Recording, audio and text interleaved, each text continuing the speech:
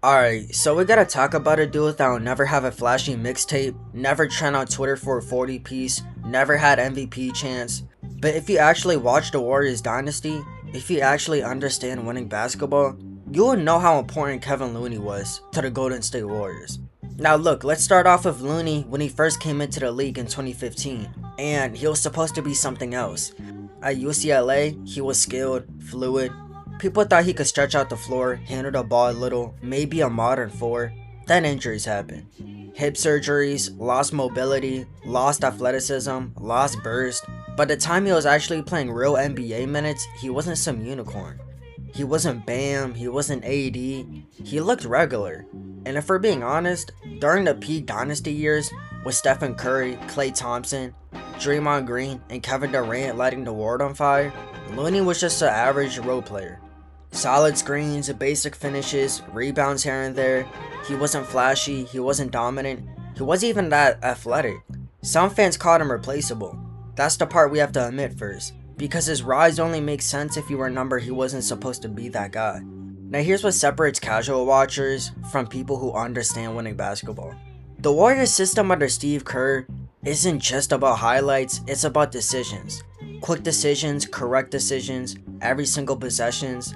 And mind you, this is before Steve Kerr was a wash coach. And Kevon Looney, he rarely made mistakes.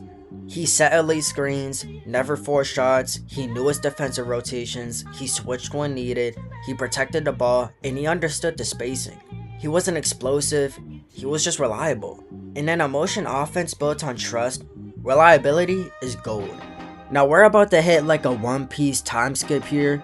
Let's go all the way to 2022 now, because this is where the conversation changes.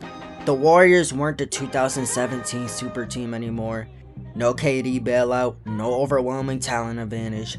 It was older stars, young role players, and a lot of questions. And somehow, Looney became one of the most important players in the entire playoff run. Now look, against the Grizzlies, Looney had a 2022 rebound game in the closeout. 22. He controlled second chances, he extended possessions, he kept the Warriors alive when the offense stalled. He wasn't scoring 25, but he was creating 10, 15 extra points, just off effort and positioning. Ladies and gentlemen, that is winning basketball. And against Dallas, he punished small ball. When they tried to go 5 out, he didn't panic. He stayed disciplined, he guarded in space, he finished around the rim. He averaged double figures in that series. Let that sink in, no gunner. The same guy people called mid was quietly dominating the Western Conference Finals in silence. Now let's go to the finals, because Kevon Looney was the glue who held it all together for the Warriors.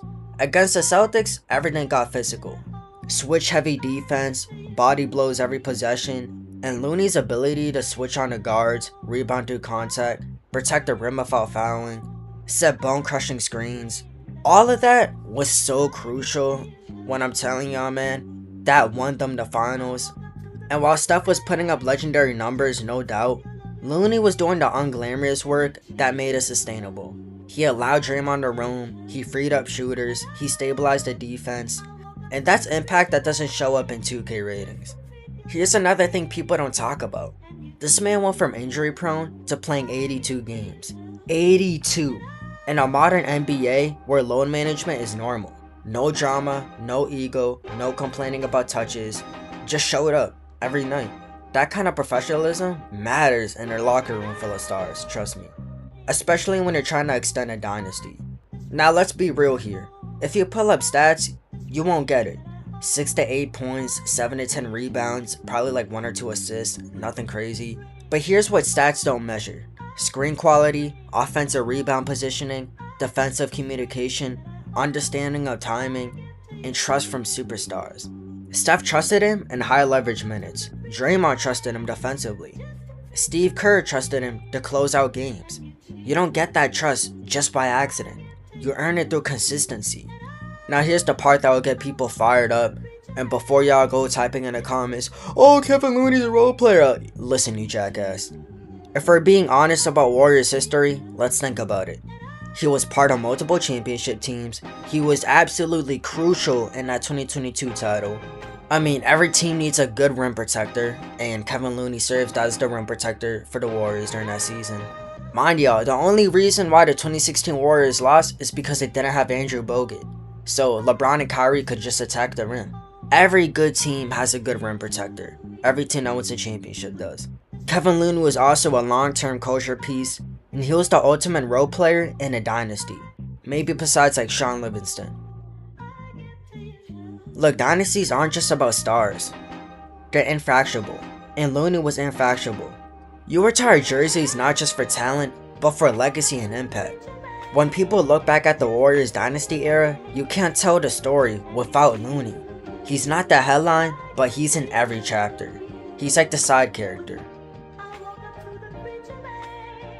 He wasn't explosive, he wasn't versatile offensively, he wasn't a stretch big, but he mastered his role.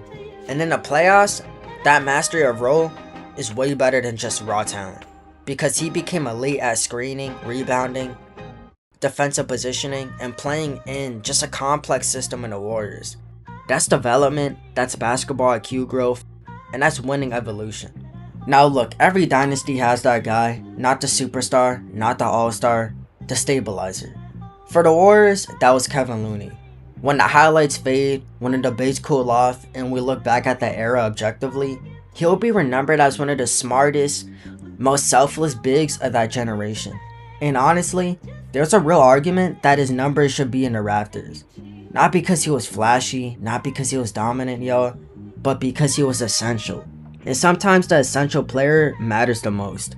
But that's it for the video, y'all. Let me know if y'all agree. If y'all enjoyed the video, leave a like, subscribe, turn on notifications.